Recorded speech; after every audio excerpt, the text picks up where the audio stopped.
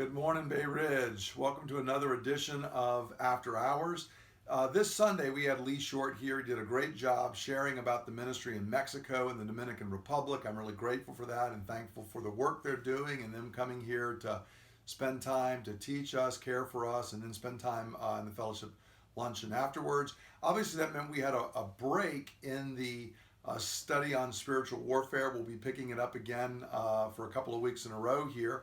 But I wanted to take a little time during this break, which is actually good for us because this requires a lot of application and thought. So I thought I'd give us a few resources that you might be able to look at, read through, take time as we continue to learn more about spiritual warfare. And so I'm going to talk about 3 books today, which I'm actually working through as we're reading this series. The first 2 of them are old, they're written by Puritans, and then one's a more modern resource. The first one is Pilgrim's Progress by John Bunyan. Pilgrim's Progress was written by Bunyan, who lived from 1628 to 1688, and it's an allegory of the Christian life. It was actually written later in his life in 1678. It's one of the most popular books in the history of the world. It's been translated into over 200 languages. It has never been out of print since he originally put it out. It was written during a period when he was in prison for about 12 years for preaching. And the book is an allegory of the Christian life.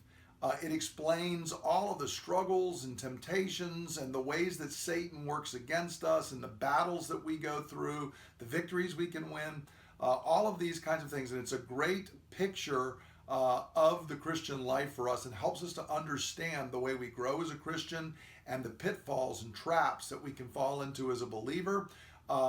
You can even get, because it is an older book, I'm reading his actual original edition, but when our kids were young, there are children's versions that are out there. And I read the story to each of our kids many different times to kind of fire their imagination for the Christian life and what it meant to be in spiritual warfare against the enemy. And so if you prefer, you can look and you can find children's editions. And the book is usually very inexpensive because since it was written by a Puritan, there's no copyright issues or anything. The second work is also written by a Puritan. It's called Precious Remedies Against Satan's Devices. It was written by Thomas Brooks, who was a Puritan leader, who was born in 1608 and lived to 1680, so around the same time that John Bunyan was alive and working, so was Thomas Brooks. And this book, Precious Remedies Against Satan's Devices, is an in-depth look at 12 schemes or devices of Satan. He was using the thing where Paul says we're not unaware of Satan's schemes or his devices. We're fighting against the enemy's devices.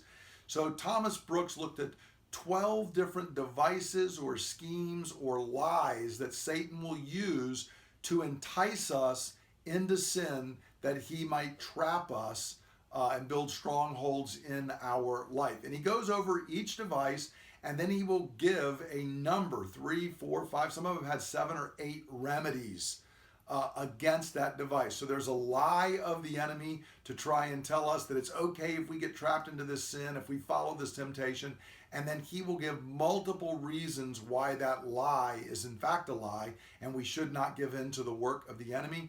It's very in-depth.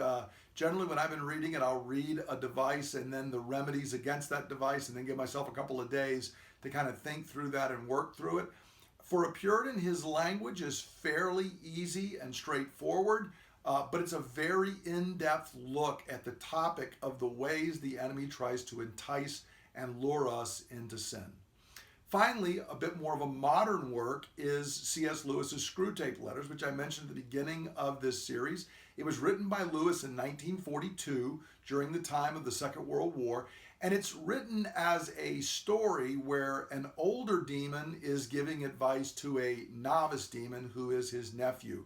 Screwtape is giving advice to his younger apprentice Wormwood on how he can keep someone from becoming a Christian, and then how he, once the person has become a Christian, how he can lure and entrap them and derail them in their Christian life, and in his words, try and win them back to the side of Satan. It's an amazing look at how not only temptation works, but really what spiritual warfare is. What are the goals and the ideas that Satan is trying to work? What are the methods that he uses to try and work in our lives. I talked to some other folks recently that said they've been reading it and they've been amazed that, wow, I'm going through this exact thing right now. This is precisely what Satan is trying to do and work in my life and the kind of thoughts that I've been wrestling with. So it's a very good look at that. It'll really help you understand how Satan tries to pull you from God, pull you towards Satan to try and trap you into sin. Now, it's